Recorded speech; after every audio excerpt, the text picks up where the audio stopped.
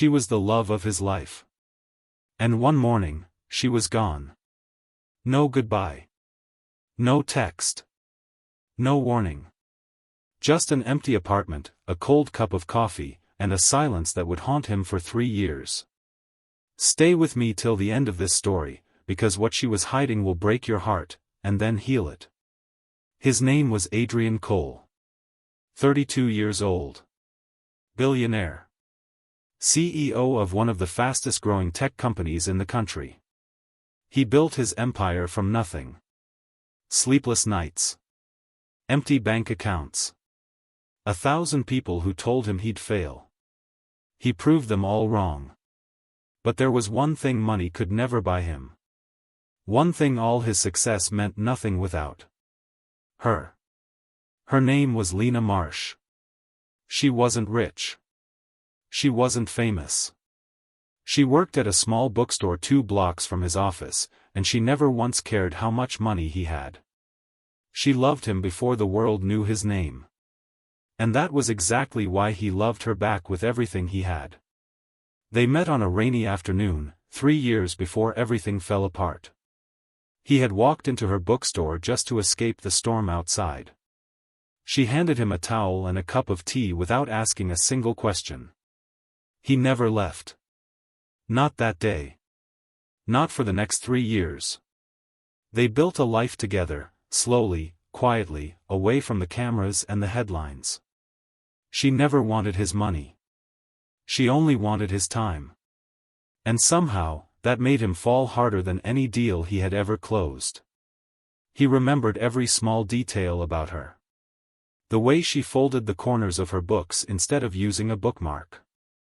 The way she hummed old songs while she cooked. The way she looked at him like he was more than his bank account. He remembered the night before she disappeared like it was yesterday. They sat across from each other at their favorite little restaurant, the one with the crooked candle on the table that never stayed lit for long. She was laughing about something silly he'd said. Her eyes were bright. Her hand was resting in his. She talked about the future that night. A small house by the coast. 2 cats. Sunday mornings with nowhere to be. He remembered thinking, for the first time in his life, that he finally had everything he ever wanted. He had no idea it would be the last night he saw her smile. The next morning, he woke up alone. Her side of the bed was cold. At first, he thought nothing of it. Maybe she had gone out early. Maybe she had an errand to run. He made coffee. He waited. An hour passed. Then 2. He called her phone. It rang, and then it went straight to voicemail. He called again. Same thing. By noon, something in his chest had turned to ice. He drove to her apartment, his hands shaking on the wheel the entire way. The kind of shaking that comes from a fear too big to name. When he arrived, the door was unlocked. That alone told him something was wrong. Lena always locked her door. Always. He stepped inside slowly, calling her name. No answer. Everything looked exactly the way it always did. Her coat was hanging by the door. Her favorite books were stacked neatly on the nightstand, the way she always kept them. The coffee mug he had given her on their first anniversary was sitting by the kitchen sink, still slightly damp, as if she had just used it. But she wasn't there. It was as if she had simply vanished into thin air, leaving behind every trace of a life she was never coming back to. He stood in the middle of that apartment for a long time, unable to move, unable to breathe properly. For the first time in his life, all his money, all his power, all his success meant absolutely nothing. Because he couldn't buy her back. He couldn't buy an answer. He reported her missing that same day. He called every friend she had, every family member, every person who had ever known her name. He drove to every place they had ever visited together, hoping to find some sign, some clue, some reason. He searched hospitals. He searched train stations. He searched the small quiet streets she used to walk every morning before opening the bookstore. Nothing. It was as if the earth had opened up and swallowed her whole. Weeks passed. Then months. He stopped sleeping properly. He stopped eating properly. His company noticed the change in him, though nobody dared to ask why the man who once seemed unstoppable now looked like he was barely holding himself together. People around him began saying the same thing, over and over, like a script they had all agreed to follow. You need to move on. It's been too long. Maybe she just didn't want to be found. He hated every single one of those words. Because he knew Lena. He knew the way she loved him. And no matter how much time passed, something in his heart refused to believe that she had simply walked away. 3 years went by. 3 long, silent, unbearable years. He never dated anyone else. He never even tried. Every night before bed, he opened the drawer of his desk and looked at one photograph. The two of them, laughing outside her bookstore, taken on a random ordinary day that he never knew would become the most precious memory of his life. He carried that photograph with him everywhere, folded gently inside his wallet, its edges soft from being touched too many times. People assumed he had healed. That the wound had closed. That the powerful, composed businessman standing in front of them at every meeting had finally let go of a woman who vanished without explanation. They had no idea that every single day, a part of him was still standing in that empty apartment, staring at an untouched coffee mug, waiting for her to walk through the door. Then, on an ordinary Tuesday morning, everything changed. It began like every other day. He arrived at his office early, the way he always did. His assistant placed a small stack of mail on his desk, the way she always did. He almost didn't notice the envelope at first. It was plain. White. No return address. No name written on the front except his own. But the moment he picked it up, something inside him went completely still. He recognized the handwriting instantly. His hands began to shake. It couldn't be. It wasn't possible. 3 years of silence, 3 years of searching, 3 years of being told to accept that she was never coming back. And yet, there it was. Her handwriting. Unmistakable. Burned into his memory from 100 old notes she used to leave him on the kitchen counter. He tore the envelope open with trembling fingers. Inside was a single folded piece of paper. Just one line, written in the same careful handwriting he had memorized a lifetime ago. If you still want to know why I left, come to the old train station at 7 p.m. He read it once. Then twice. Then a third time, as if the words might change or disappear if he looked away. His heart pounded so hard he could hear it in his ears. For 3 years, he had imagined this moment in 1,000 different ways. He had imagined finding her. He had imagined her walking back into his life with an explanation, an apology, anything at all. But nothing could have prepared him for how it actually felt. Fear. Hope. Anger. Love. All of it crashing into him at once, so overwhelming that he had to sit down just to steady himself. He stared at the old train station's name written at the bottom of the note. A place they used to walk past together on quiet evenings, never once imagining it would become the setting for the most important moment of their lives. He knew, without any doubt, that he would be there. No matter what waited for him. No matter what truth she was about to reveal. Because after 3 years of silence, 3 years of unanswered questions, 3 years of loving a ghost, he finally had a chance to get his answer. And nothing on earth was going to stop him from taking it.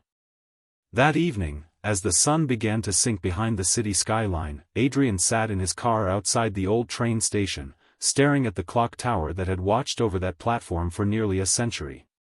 He didn't know what he was about to walk into.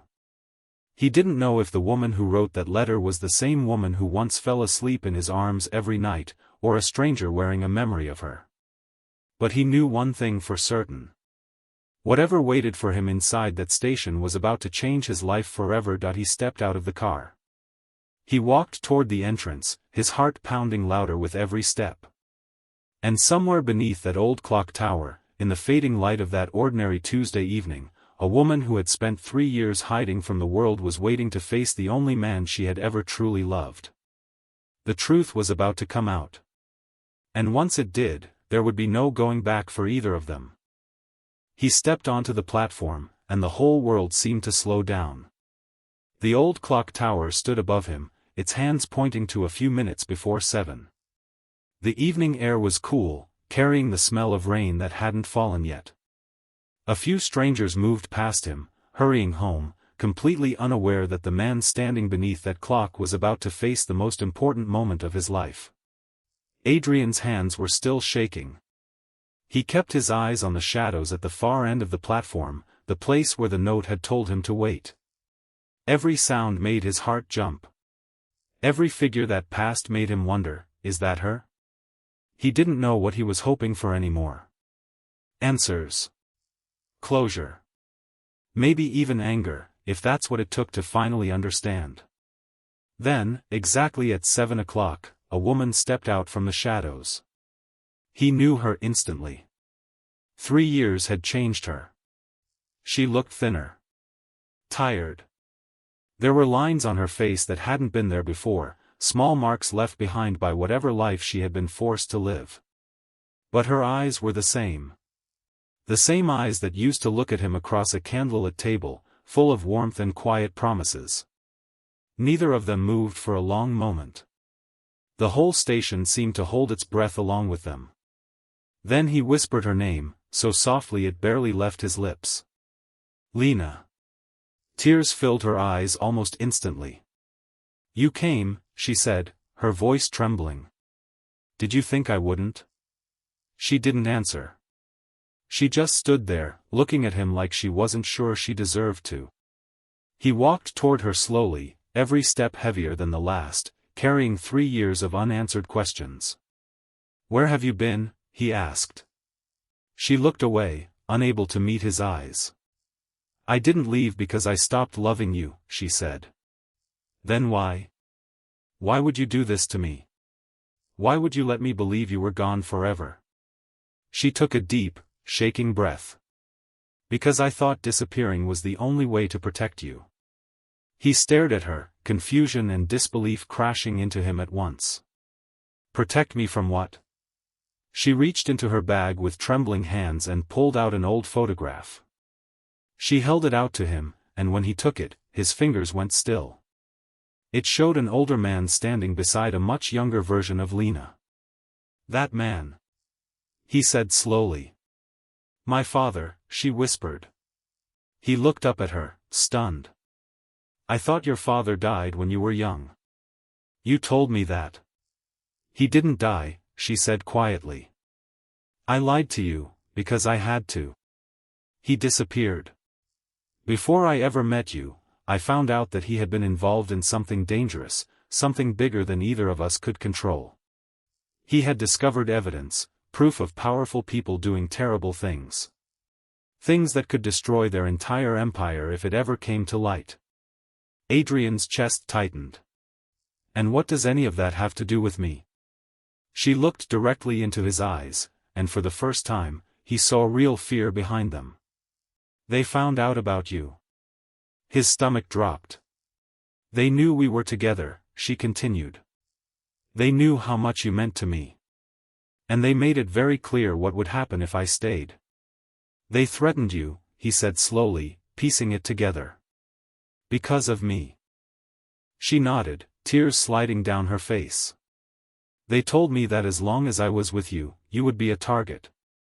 That anything could happen to you, and it would be because of me. I couldn't live with that. I couldn't be the reason something happened to the only person I ever truly loved. So you left. I thought I was saving your life. Anger rose in his chest, tangled together with heartbreak so deep it felt like it might swallow him whole. You could have told me, he said, his voice breaking. We could have faced it together. Instead, you let me believe you were dead. Do you understand what that did to me? Do you understand what the last 3 years have felt like? I was terrified, she said, her voice barely a whisper. You destroyed 3 years of my life. She covered her face with her hands, sobbing quietly. I know. I know, and I will never forgive myself for that. But I didn't know what else to do. I was alone, and scared, and I thought the only way to keep you safe was to make sure you never came looking for me. He turned away from her for a moment, unable to look at her, his mind spinning with everything she had just told him. But then he noticed something. Her hands, still holding the photograph, were trembling uncontrollably. He turned back to her. How long have you been dealing with this alone? He asked, his voice softer now. She didn't answer right away. Tell me, he said gently. Finally, she whispered, 3 years. Something inside him broke in a different way then. Not from anger, but from understanding. He realized, standing there beneath that old clock tower, that she hadn't disappeared because she stopped loving him. She had disappeared because she loved him enough to carry an unbearable weight completely alone, just so he wouldn't have to carry even a fraction of it. Slowly, he reached out and took her trembling hand in his. You should have trusted me, he said. I was afraid. So was I, he admitted.